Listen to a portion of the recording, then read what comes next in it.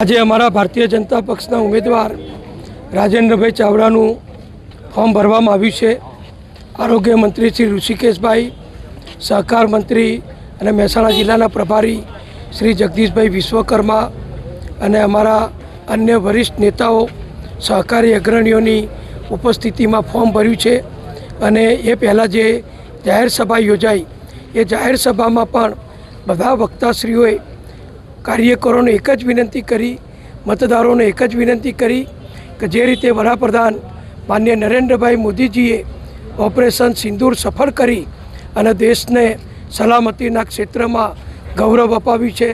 રાષ્ટ્રીય સુરક્ષાના ક્ષેત્રમાં ગૌરવ અપાવ્યું છે અને આપણા દુશ્મન દેશ, આતંકવાદીઓને પોષનારા દેશ એવા પાકિસ્તાનને પાઠ ભણાવ્યો છે। ત્યારે સ્વાભાવિક પ્રજા હવે ઓપરેશન સિંદૂરની સફળતા બદલ મોદી સાહેબને અભિનંદન આપવા માગતા હોય અને આપણા વીર સૈનિકો, આપણા સેનાના જવાનોને અભિનંદન આપવા ઈચ્છતા હોય તો એક જ પુરાવો એ આપવો જરૂરી છે કે જે આખા દેશને એક